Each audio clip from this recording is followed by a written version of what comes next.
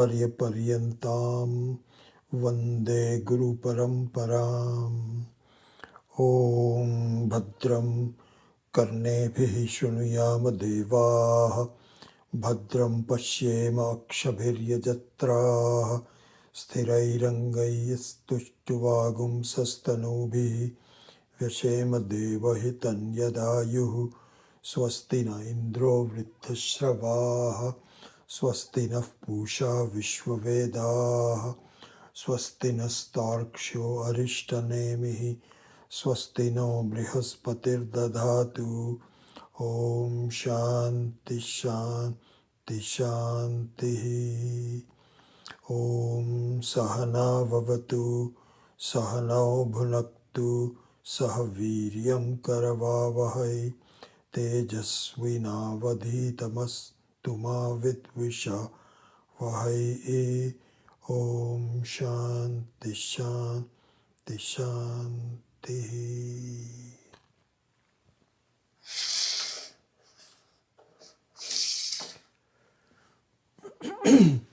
So it's been a while since we have met for any teaching discussion. I have even paused my podcasts so that I know many of you were very busy with attending Swaminiji's talks last weekend. So I just thought I would pause it. I'll re-begin the podcast, resume the podcast soon. And of course, I look forward to seeing you in about 4 weeks' time at the retreat.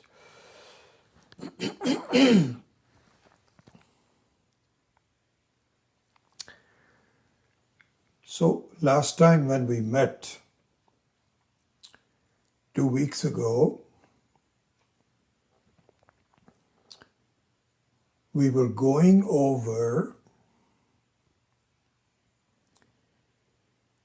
the difference between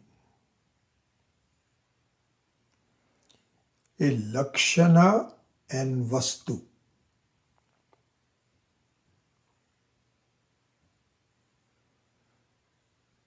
Lakshana and vastu. So another way to examine the distinction between lakshana and vastu is what is very basic to the Vedantic teaching.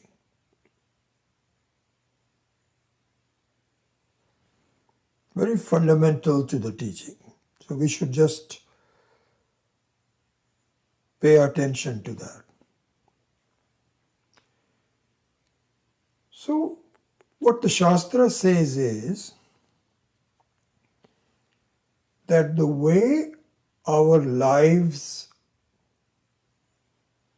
are experienced, the way our experiences are of our life, consists of two factors. One is what appears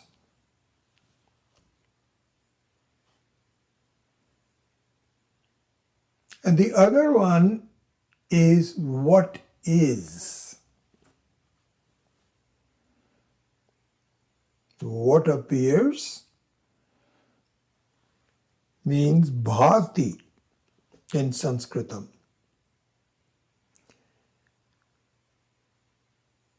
And what is asti in Sanskritam. Bhati and asti. So what appears and what is.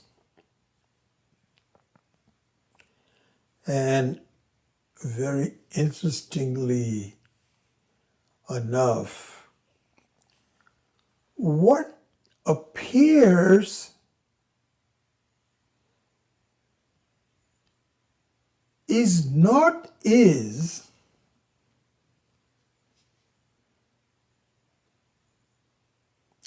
and what is does not appear.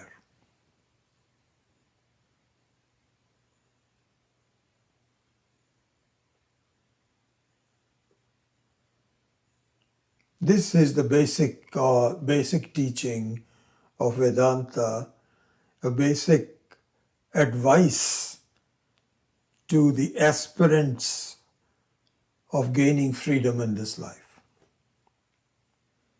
This is a very important distinction between those two. So what appears may not be true, and what is true does not appear exactly as it is.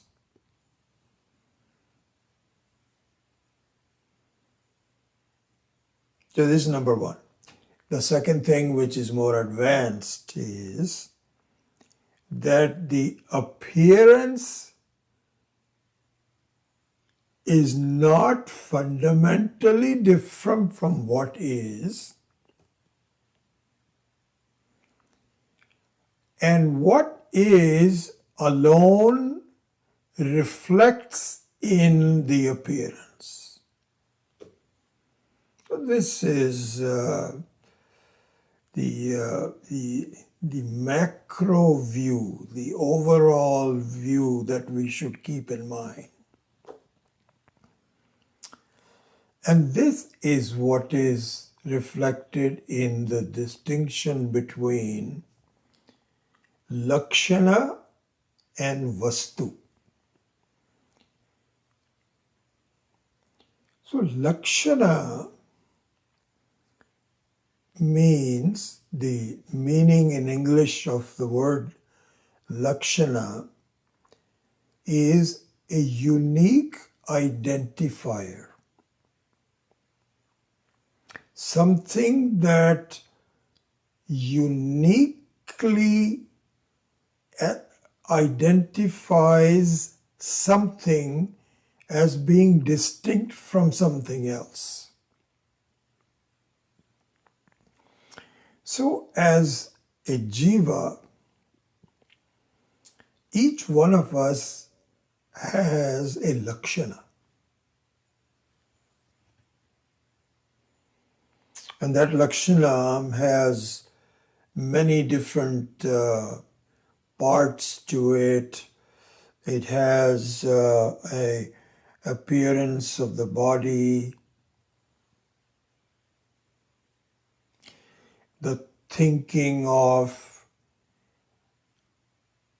our life, our thoughts of life, thoughts, state of the body, name, ethnicity, DNA, all those kinds of things is what is called lakshana, a unique identifier. You can even simplify it, say characteristics. Each one of us has a unique characteristic that distinguishes us from the other jivas, other things in life. So this is what is called lakshana.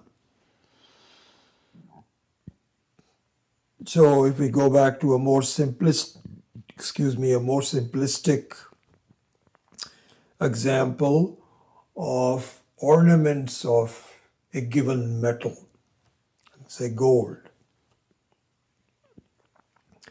Let's take the example that suppose there is a bracelet.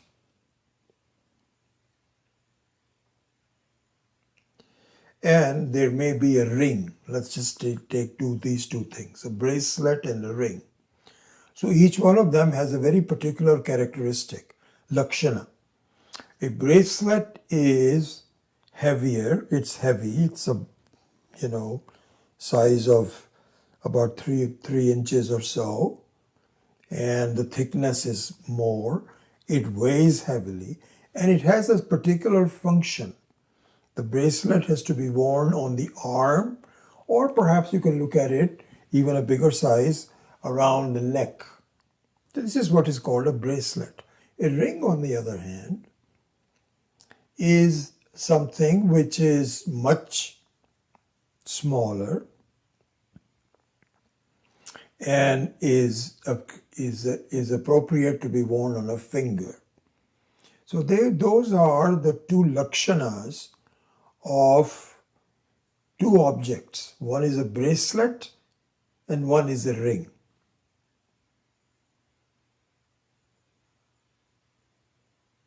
So the lakshana here means size, weight,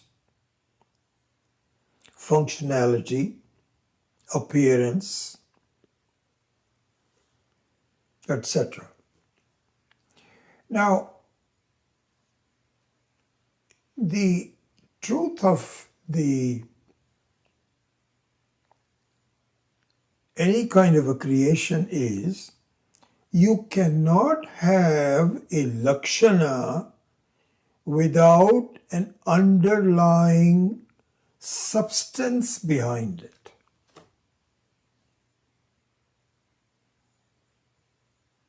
Even if you were to simply imagine something,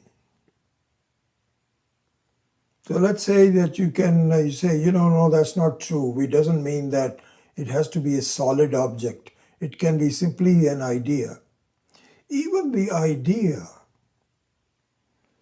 has to have a mind behind it, and the mind has to have an awareness behind it. So there is a basis of a lakshana. And certainly for all the solid objects in the world, they need to have a basis. And the basis in the case of ornaments is the gold. So in that example, the bracelet and the ring are lakshana, and the gold is the vastu. So there the example is not perfect because the gold also has an appearance.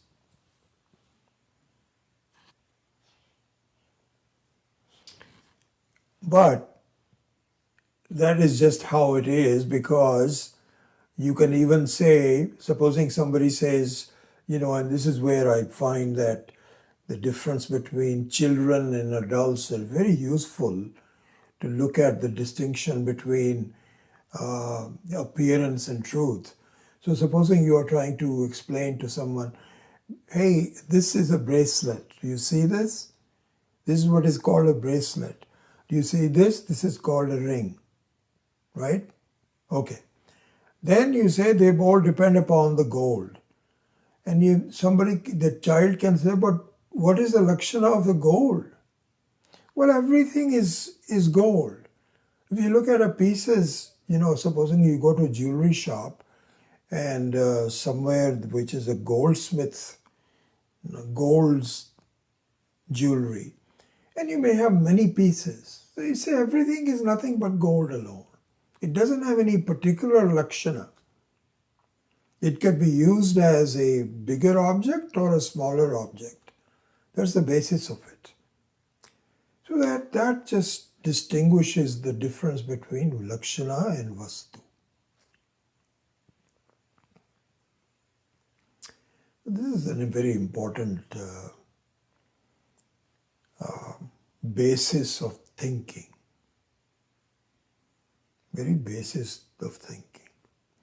So what that means is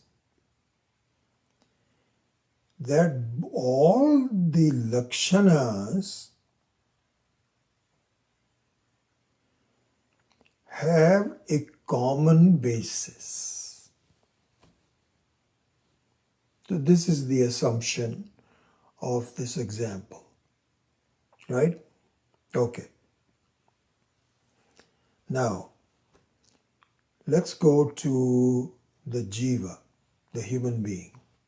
And we went over this, that each one of us has a lakshana. Each one of us is something different from others. What is the basis of that? What is the vastu behind the lakshana?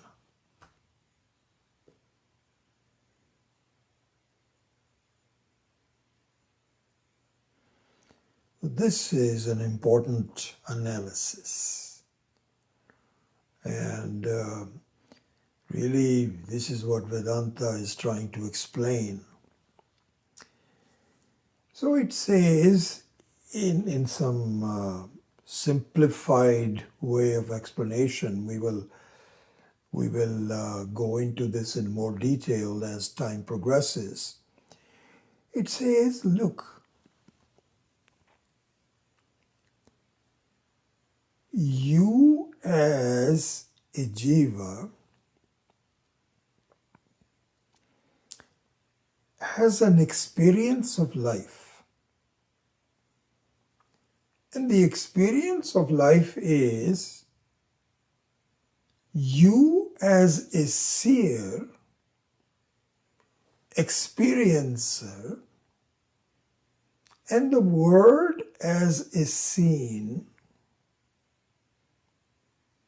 Interestingly enough, you can have seen as both S-E-E-N or seen as S-C-I-E-N.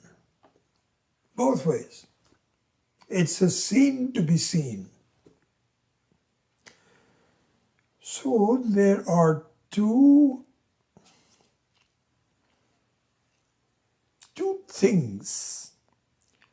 One is what is called, in this Sanskrit would be called drashta.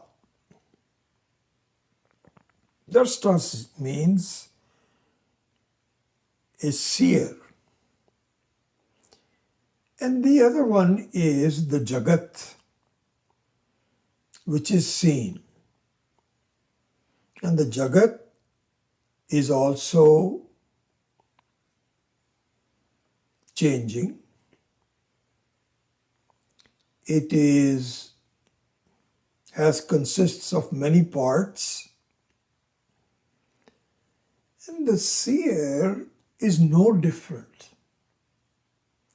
Because the seer also is changing and has many parts. So the lakshana of a drashta is unique to the drashta, right? That's what we were talking about. The lakshana is there is a unique characteristic. And just like in the case of bracelet, which has different weights, different sizes, different look, different functionality, the human being also has a lakshana, where it's a combination of things, different manifestations. We are not always the same person. Our moods are different. Our bodies keep changing. Our attitude keeps changing. It's just a big mess is the human. Every being is a mess of very, very many things. Some predictable, some unpredictable. This is the lakshana of a drashta. And by the way, in the lakshana of the drashta will be a karta. So the drashta also can do things, because we have hands, we have the organ of speech. We can speak, we can hold, we can walk. And it also is a karta, it is also a bhokta. Bhokta means I have a sense of experience. This is good, this is bad. I don't like it. I'm unhappy, I'm happy. So bhoktritvam and kartritvam, the doership and the enjoyership also is part of the drashta. And those keep changing. Sometimes I'm a karta, sometimes I'm a bhokta, sometimes I'm both. Mess. It's a big mess. So this is one factor. The other factor is what you see, which is the same level of reality. So the drishya and the drashta have the same level of reality. The world is also changing, it's impinging on me, and I'm also changing, and I'm interacting with it. So these are the two factors. So there is a lakshana for a drashta and a lakshana for a drishya, jagat.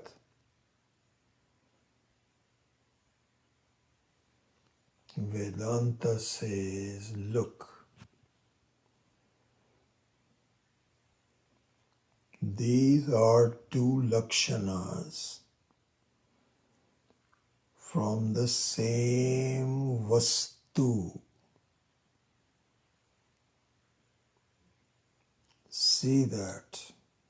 Just like a bracelet and a ring are two lakshanas of the same vastu, the drashta and the drishya are two lakshanas from the same vastu. See that. How? How do I see that?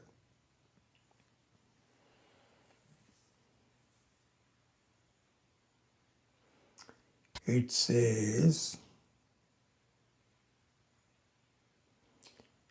see the common factor between the drashta and the drishya.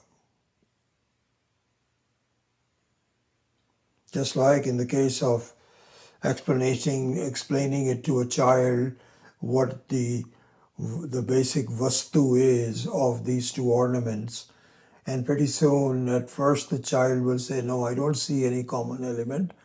And then it begins to understand, yes, everything is made out of gold, and the gold doesn't change, but the ornaments keep changing. Yes, there comes a point where the child can understand. It's interesting.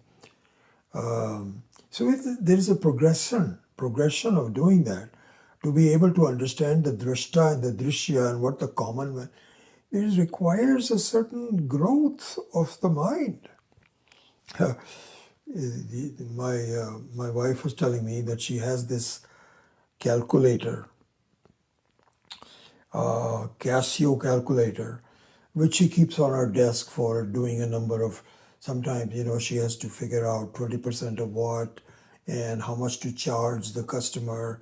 And she doesn't want to do the phone because she has, the phone is always busy with, looking at messages.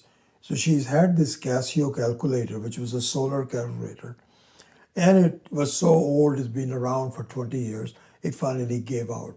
So she said, can you get me a new one? So I went to the net and got an Amazon one. It's really a beautiful calculator. It's a very small square calculator, and it has a solar battery in it, solar and a natural battery, and I mean an artificial battery. So it has both of them for $7.50. Just amazing. This whole thing is for $7.50. So I just got that yesterday, and she was very happy that she now can have a functioning one. So I was looking at it, all the controls on it. And so it had plus sign, minus sign, a multiplication sign. So this is just completely it only has partial relevance to what I'm talking about. So let me just do this. And then it had a square root sign. Square root sign. Yes, yesterday. I was looking at it and I says, why does a $7 simple calculator have a square root sign? So I thought about it, and I couldn't figure it out. So you know what I did? I've started to use the AI on the Google. So this is Gemini. It's there and I use this now very more and more often. And you can actually explain the whole thing in few sentences. It doesn't have to be just a few words. You can whole explain. So I asked a question. Why is there a square root sign on a simple calculator? And I was showing this to a friend. I think I still have it on my. It gave me a 4-paragraph answer.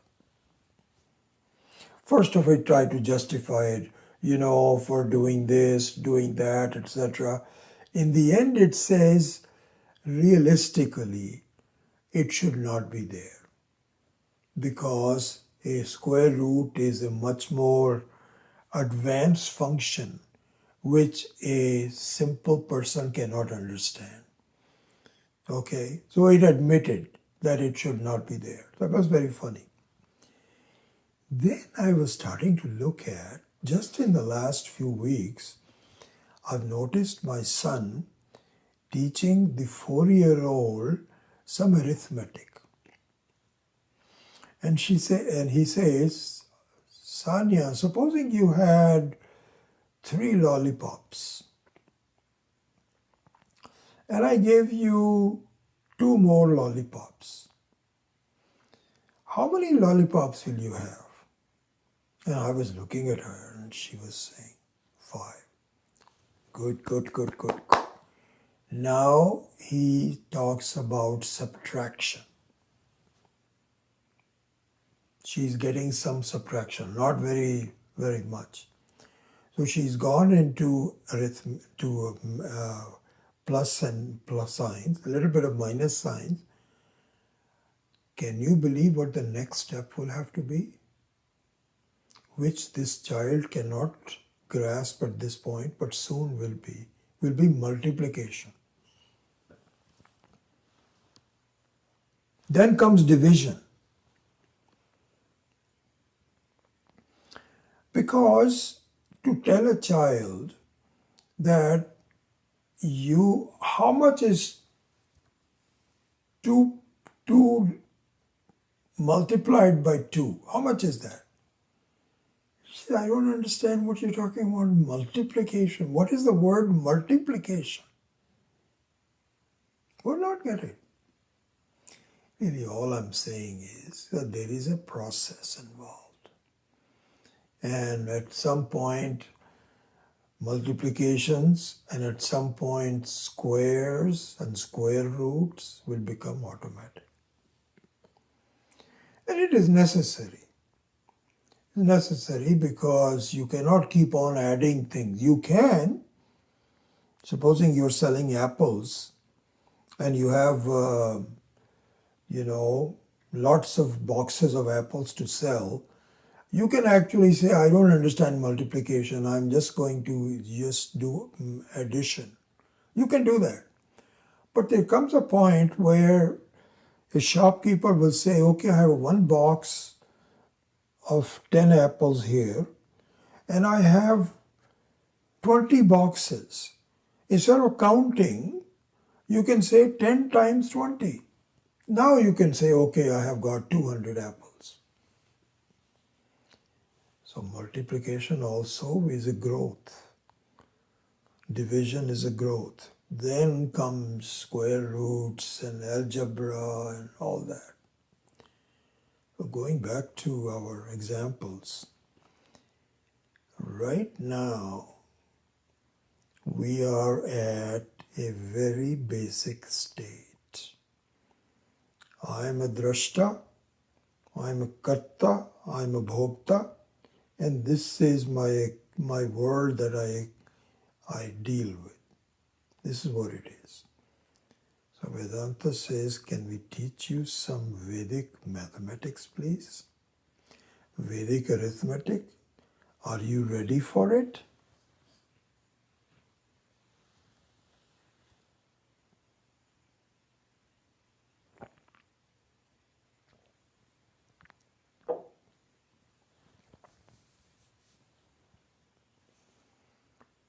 What is common between them? Think about it. So I'd say, I don't know. This is also seen, this is seen, this is seer. I don't see anything common. This is where the Vedanta says that you please follow the vision that I am telling you. You don't have to come up with your own version of the vision or anything like that, but simply follow.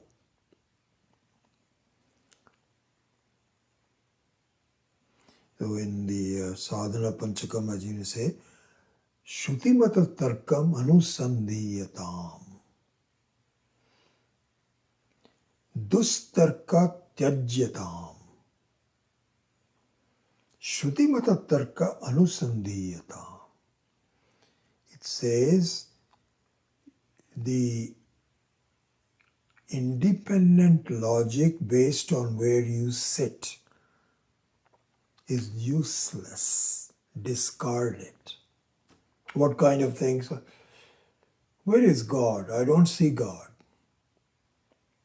Has anybody seen God? So there is no God. This is called dustarka.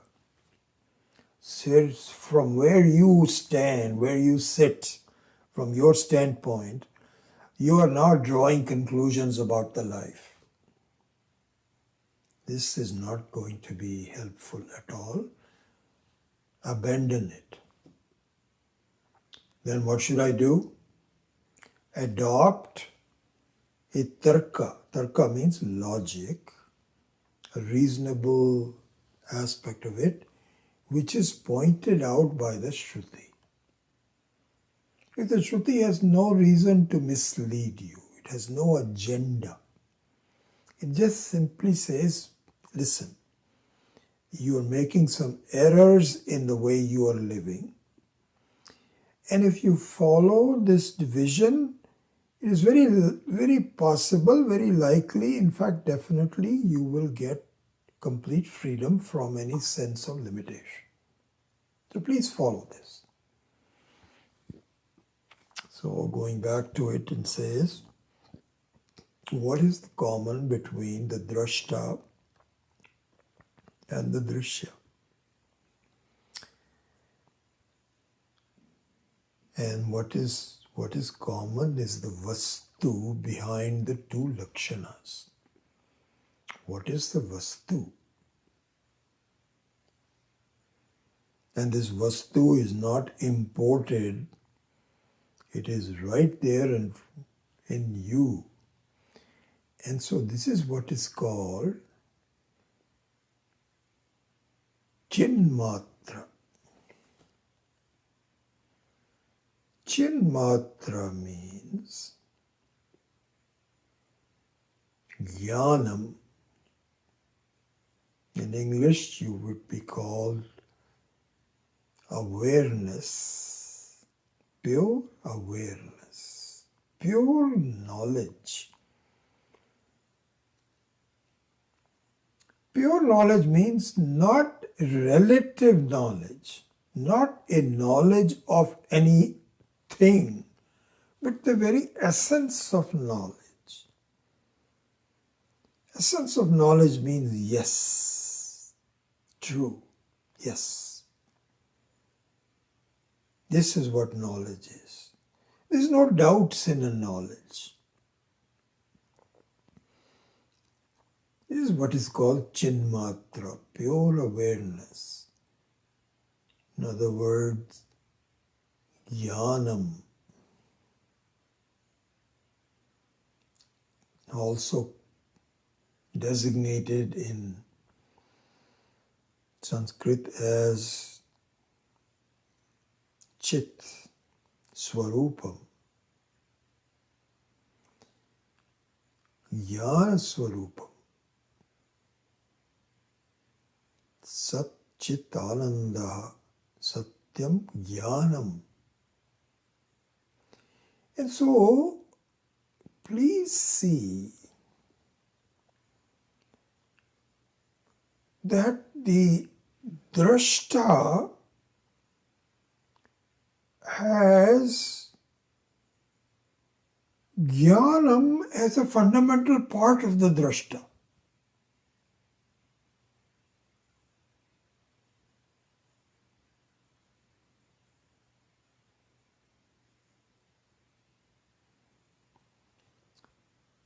And this part is not changing. Even as the drashta is changing, the jnanam doesn't change.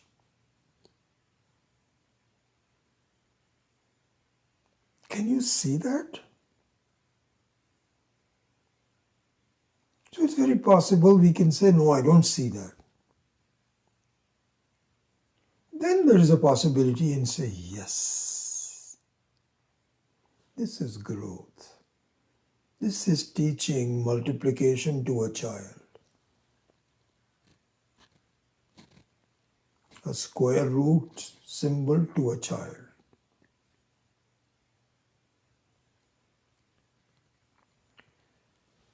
And the same jnanam is the ingredient of drishya.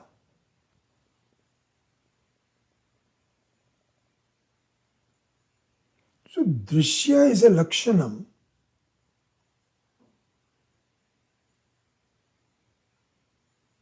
But the vastu that it is based on is jnanam. How is that?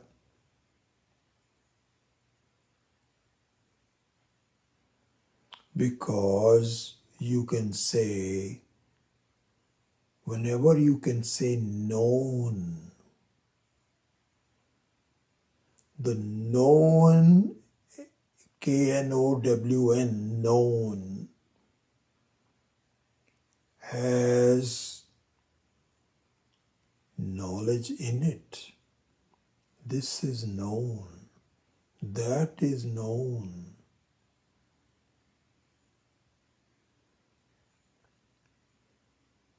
So this is bhati. This is known means it appears.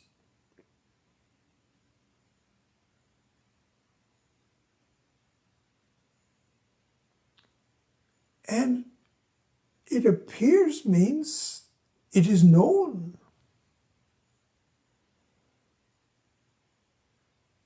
Everything that you can possibly experience, it can be either known or knowable.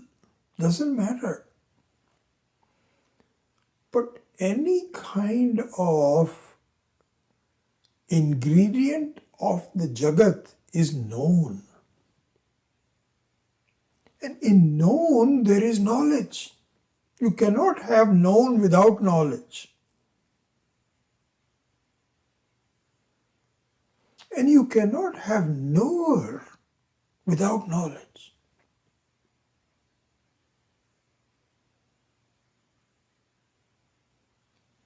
So if there is a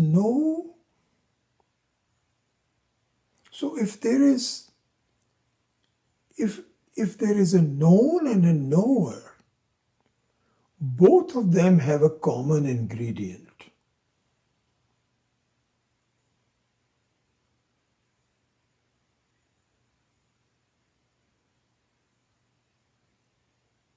And that is knowledge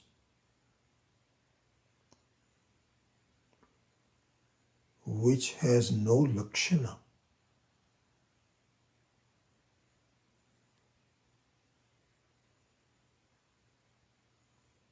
no lakshana.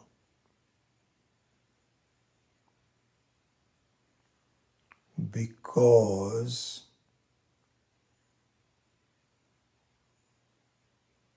this is important to see. Everything should have a lakshana. How come knowledge does not have a lakshana?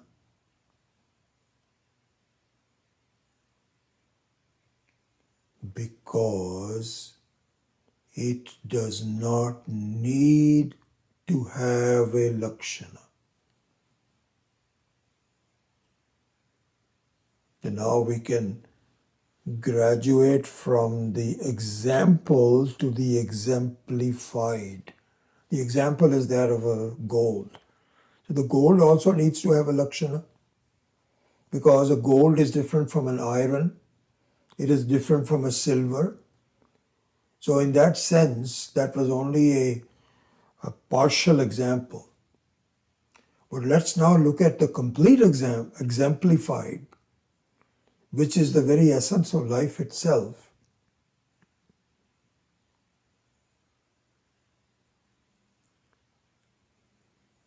So the basis of both the drashta and the drishya,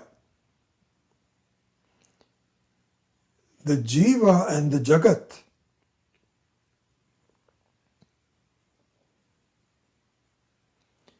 the basis of both of them is jnanam,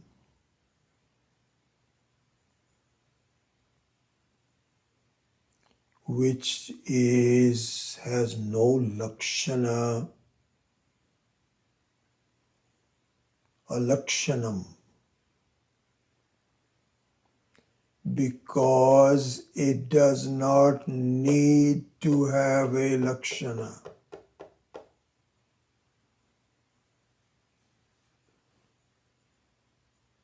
Doesn't need a lakshana. It is in fact the basis of all the lakshana. Basis of all characteristics.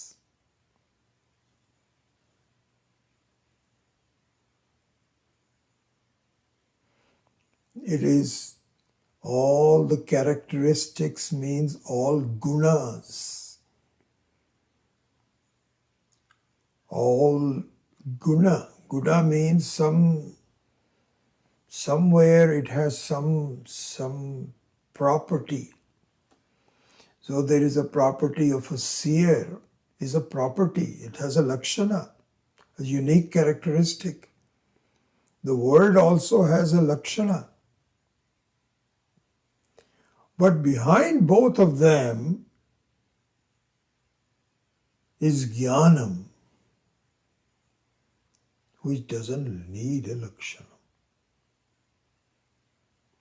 And there we can now go back to the basis of what I said earlier in the beginning, that what Vedanta teaches is that the entire life consists of what appears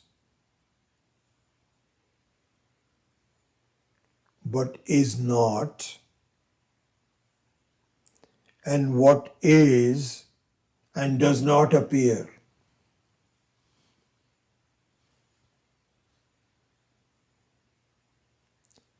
So now with this, armed with these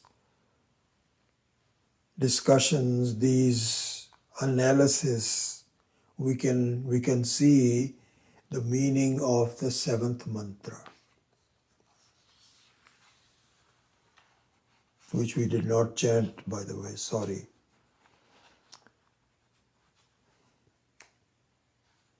It says adrishtam.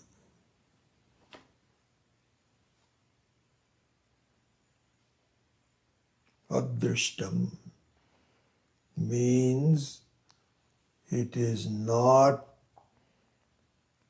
The Atma, you are someone who does not be seen as an object, because what is seen as an object alone is an appearance that you can talk about. There is a word here called avyapadeshyam. So vyapadeshyam means one that can be described.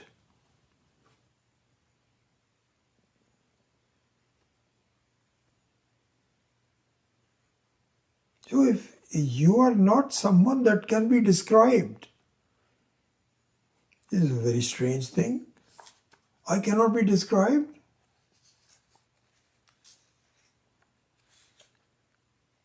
And if I cannot be described, that means clearly I am not there. There's a very famous shloka. I don't know where it is from, but it is, and we have talked about it, but let me just make sure that you understand it. It says, how do you establish something? How do you know something is? This is called Artha Siddhi. Artha Siddhi means one where you can say yes. You can just, so for example, you can say, oh, there are some gamma rays from the distant stars. I don't know, I'm just making it up. Some kind of a scientific, some gamma rays. Really, gamma rays? What is the nature of the gamma rays? Oh, the gamma rays are very subtle. They can only be measured by, but we have done it. We have now, and this is what happens. We can see in both astronomy and other places, people will say, yes, there is some kind of a sound or some kind of a light that we can see, which is very difficult to do. This is what it is. And we can prove it, because that is the basis of science. You cannot just see it once. You have to repeat it. This is called Artha Siddhi. So the Artha Siddhi, there is a shloka which says, Lakshana Pramanabhyam Artha Siddhi. Lakshana Pramanabhyam Artha Siddhi. Means you cannot have Artha Siddhi. You cannot establish the beingness of something without two things. Lakshana and the pramana for the lakshana.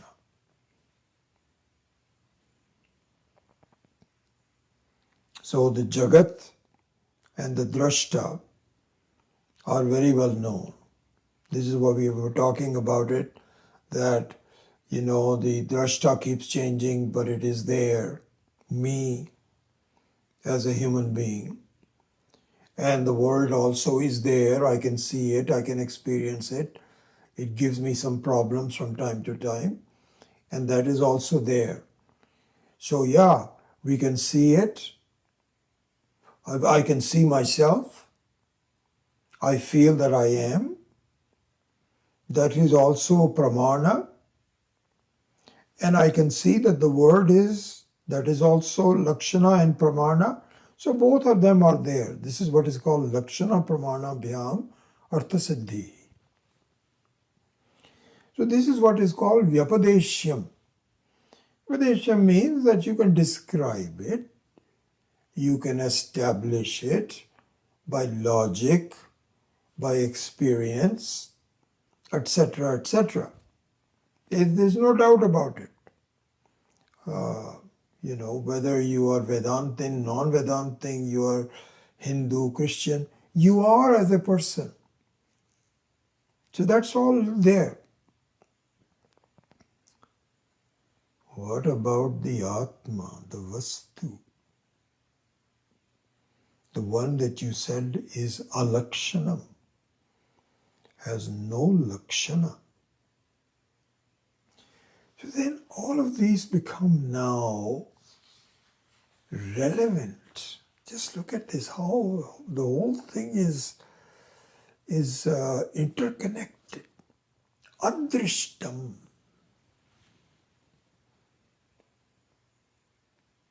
alakshanam, achintyam, avyapadeshyam. And of course, we talked about it last week, avyavaharyam, agrahyam. So in which one of them, really probably the key one is alakshana. Alakshana means one which does not need to have a lakshana. It is already there.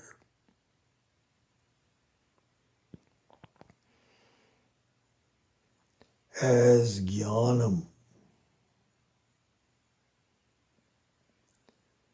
as the very jnanam. What do you mean by as the very jnanam? Chit swarupam, chinmatram. How do I see this? I think what was very revealing to me when I thought about that, when it was at some point in time, I could grasp it. And it says, look, there cannot be anything in your life or somebody else's life without the light of knowledge. Even now, you see it. You are the very nature of revealing things. I know. I know. I know that I am. I know that the world is. I know. What is the shape of I know?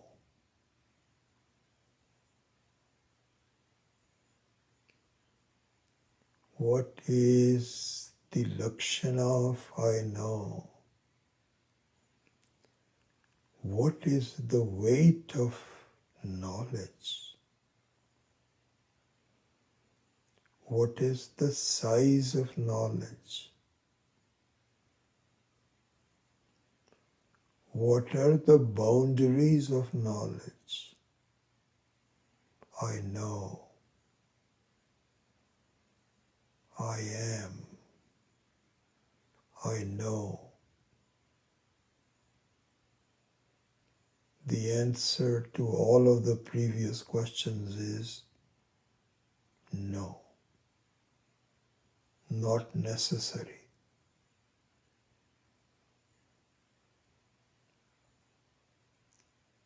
This is anantam,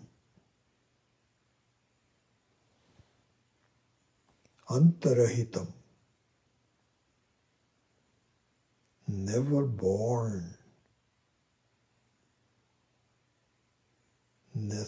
not necessary to be born. What is not born cannot die, because it is the knowledge of death, not death itself. is the knowledge of birth.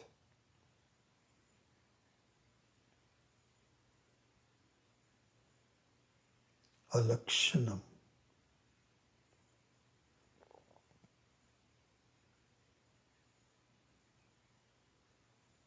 Adrishtam. Not necessary to be known.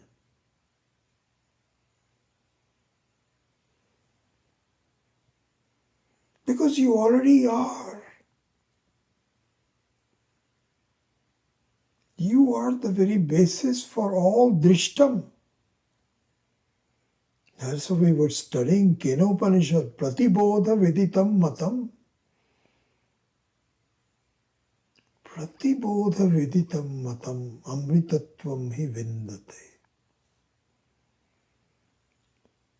You become Amritam.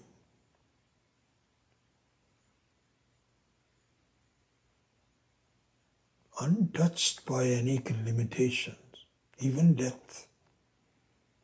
If you know that all bodham prati, all bodham, all appearances, all lakshanam are upon you. You are the very basis of all lakshanam. You don't need a lakshanam.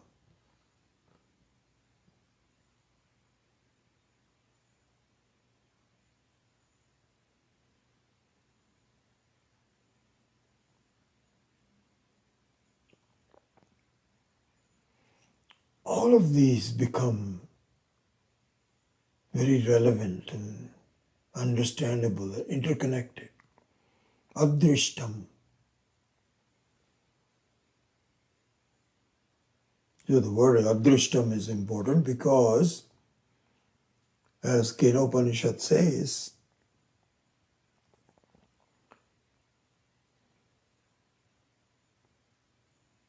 Viditat aviditat adhi. In Kenopanishad. I forget the verse number.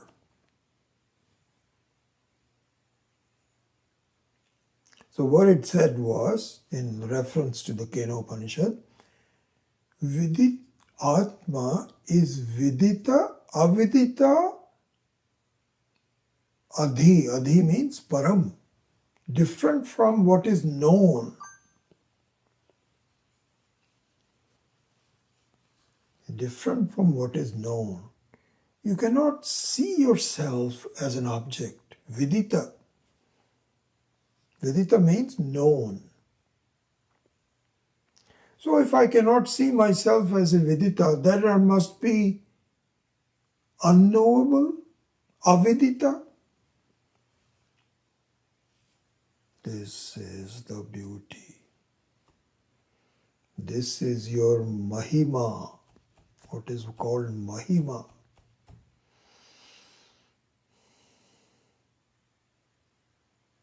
You know, Swami Dayananji, for example,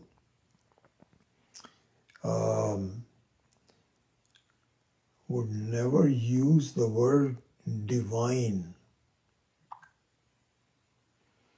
He'll never use words that do not have a very specific meaning. If you look at the teachings of Swami Dayananji, you will never find the word divinity, divine. What does it mean? What do you mean by divine?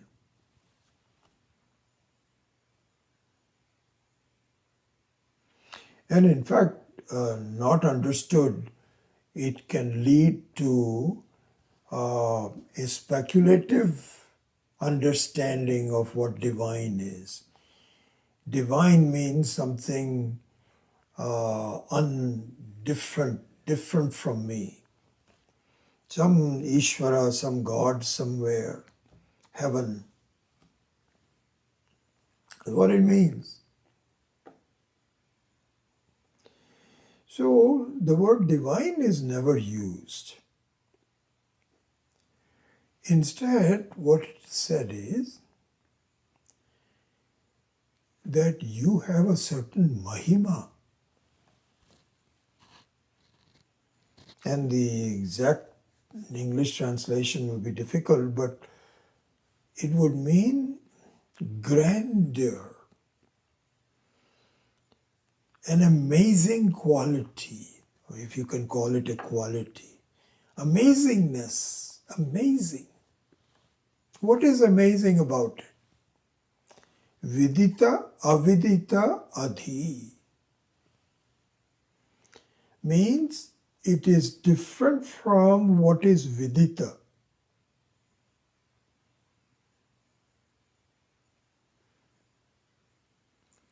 That means if it cannot be lakshana pramana bhyam artha siddhi, that means that if I cannot see it and prove it, then I must not be there.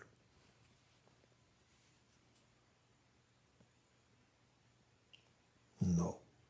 There is one thing in the whole creation which is not only not known,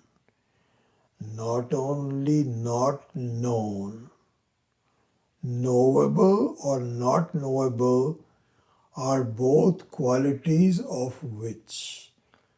So, essentially it means the Mahima of the Atma is that it is not known, but it is also not known, different from not known.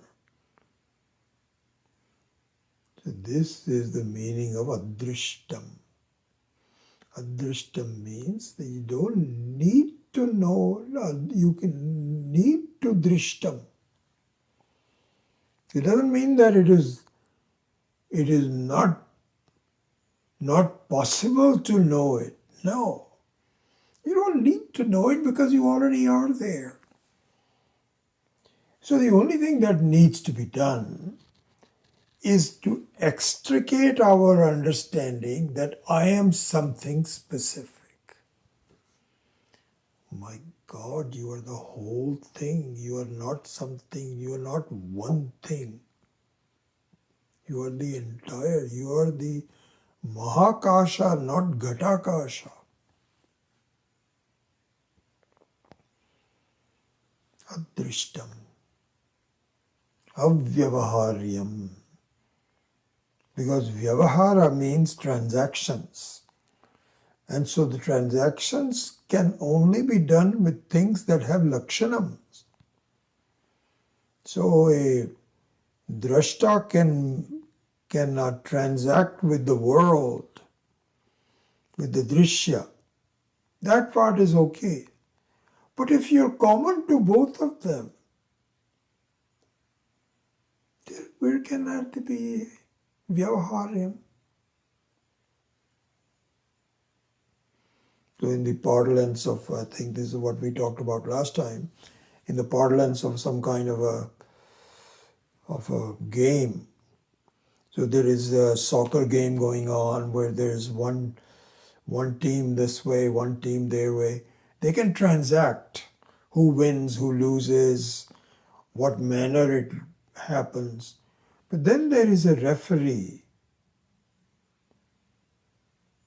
that does not take any sides. It makes the whole thing go and makes the whole play happen. But it is not involved with winning and losing. That is our real nature. So that's interesting as we were just talking about it. You will often see this. The various acharyas will say, if you get rid of likes and dislikes, then you will reach what you want to be. What is said from there is, you don't need to have a like, and you don't need to have a dislike. I like things because I feel I need something pleasant, and I need to get away from unpleasant. So there you are only acting as a drashta.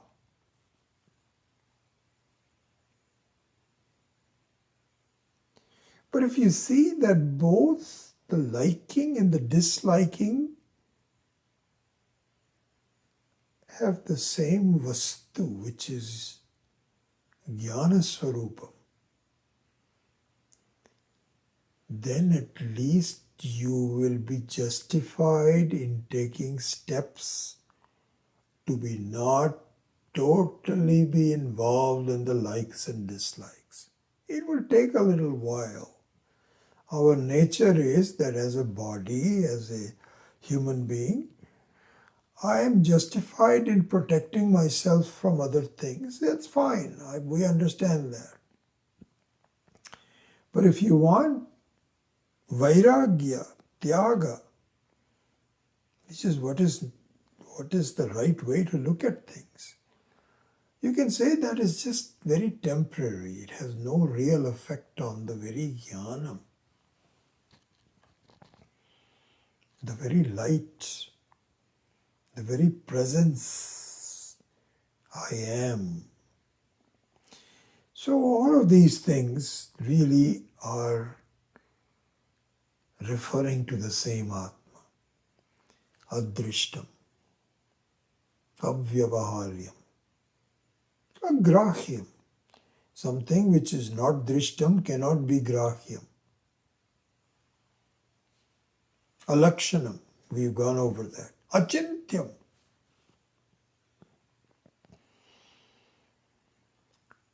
Achintyam means not just the normal way of doing, of looking at, of engaging your mind in grasping the nature of something.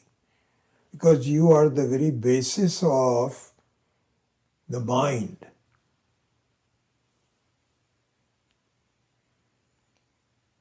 And so not being the very object of the mind, it is anchintyam. So in this sense, it is chintyam, but in a very unique way. This is what is called Shruti Mata Tarkam Anusandhiyatam.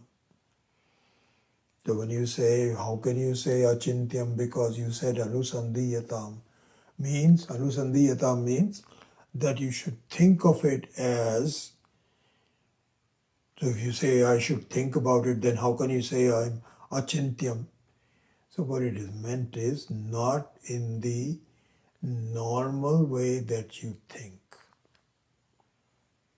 So this is what is called negative knowledge, that it is not neti, neti, neti, not this, not this, not this. And the essence of that, I think, is what was very useful to me is that my way of life is need-based. I need to do this. I want to do this. But to understand that I don't need it because I'm already complete. This is what needs to be seen. And so therefore avyapadeshyam.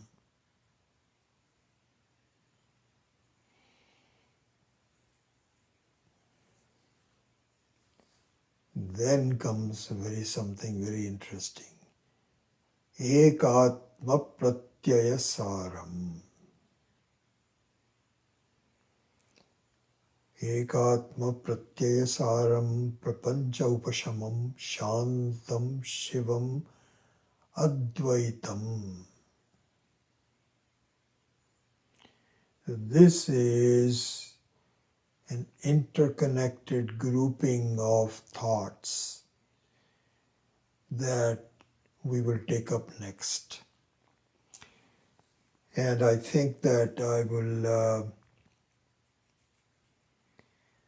defer that to the next class because I need to develop the overall vision of what Ekatma Pratyaya Saram, Prapancha Upashamam, Shantam and Shivam is. So we will take up those words in the next time we meet. Okay. Om Asatoma Satkamaya Tamasoma Jyotirgamaya Mrityorma Amritam Gamaya Om Purnamadav Purnamidam Purnat Purnamudachyate Purnasya Purnamadaya Purnameva Vashishyate Om Shanti Shanti Shanti Hari Om Shri Gurubhyo Namaha Hari Om.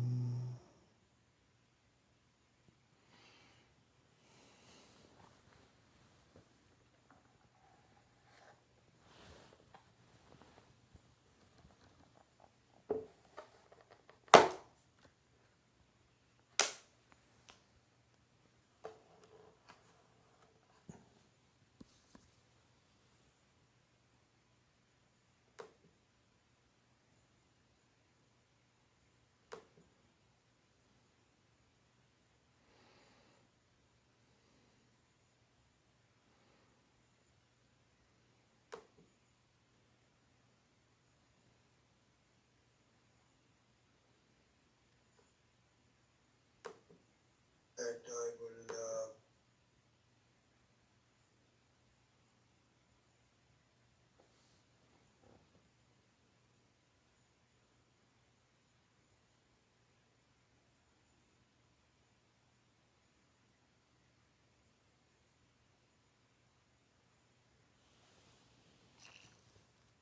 very good. Nice to see you all.